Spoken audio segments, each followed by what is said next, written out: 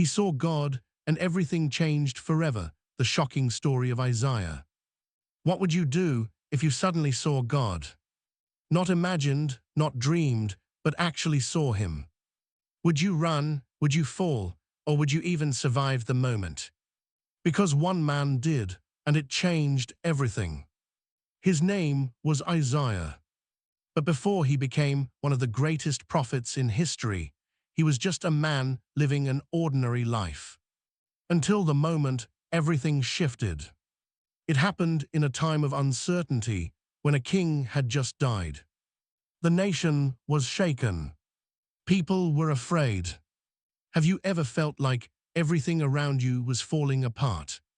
Like the stability you trusted suddenly disappeared? That's exactly where Isaiah was. And right in that moment of confusion, something unexpected happened. He saw the Lord, not from a distance, not through a story, but face to face, in a vision so real, so powerful, it shook him to his core. Can you even imagine what that must have felt like? The room wasn't normal anymore. It was filled with glory. The presence of God was overwhelming.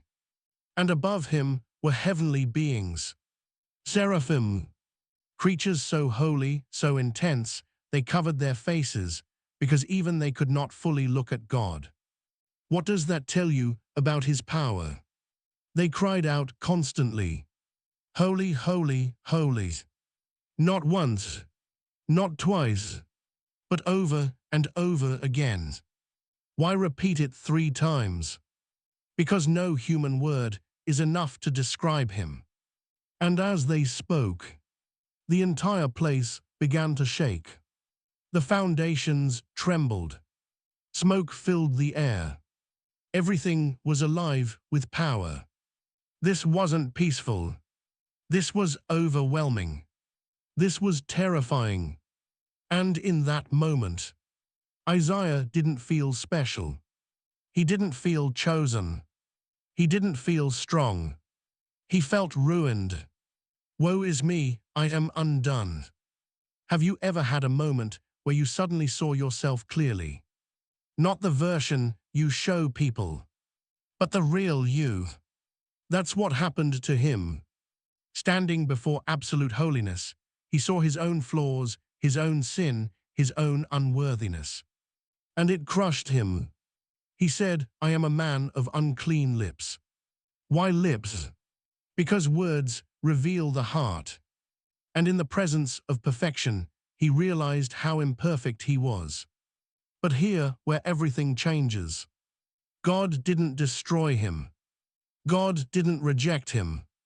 Instead, something unexpected happened. One of the seraphim flew toward him, not with judgment, but with fire, a burning coal taken from the altar, and it touched his lips. Can you imagine that moment? Fire on your mouth, pain, but also something deeper. Because this wasn't just physical. This was cleansing. This has touched your lips, your guilt is taken away. In an instant, he was forgiven. Not because he earned it, but because God chose to cleanse him. What does that say about grace? That even when you feel unworthy, God can still make you clean. And then came a question. Not a command. Not a demand. A question. Whom shall I send, and who will go for us? Think about that. God asking. Why ask when he already knows everything? Because he was looking for a willing heart. And Isaiah, the same man who just said he was undone, now responds differently. Here am I, send me. Wait, what changed? Just moments ago, he felt unworthy. Now he's volunteering. That's what grace does. It transforms fear into purpose. But here's the part no one expects. God tells him his mission. And it's not easy. Not exciting. Not rewarding in the way we think. Go and speak but the people will not listen. What? Why send him if no one will respond? Why speak if hearts stay closed? Have you ever tried to do the right thing and felt like it didn't matter? Like no one was listening? That was Isaiah's calling. To speak truth even when it was ignored. To stand firm even when rejected. Would you still say yes? That's the real question.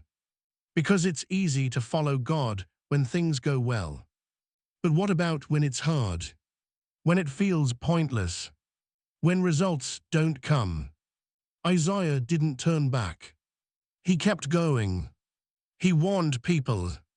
He called them to change. He spoke about judgment, but also hope. Because even in darkness, God always leaves a promise. And Isaiah carried one of the most powerful messages ever spoken. A message about the future. About someone who would come. Someone different. Someone greater. He was pierced for our transgressions. Wait, how did Isaiah know that? This was hundreds of years before it happened. Before anyone could understand. Before anyone could see it.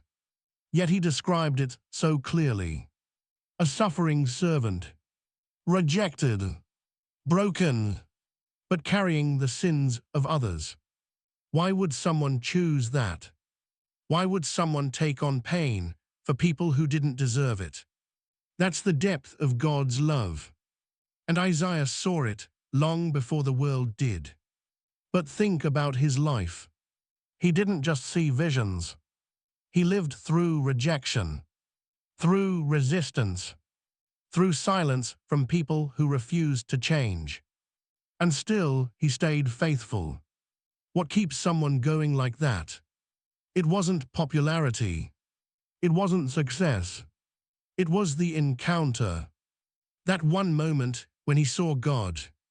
Because once you truly encounter him, you can't go back to being the same.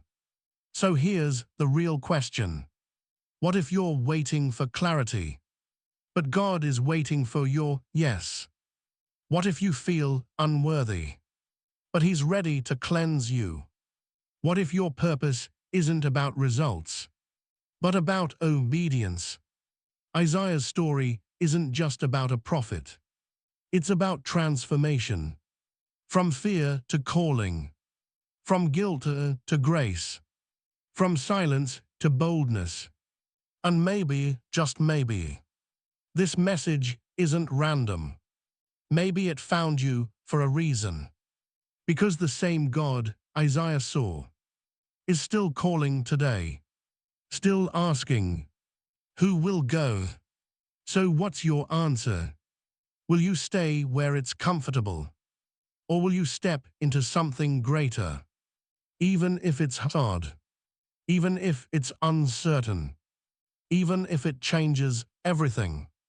Because it will. Just like it did for Isaiah. And once you say yes, there's no going back.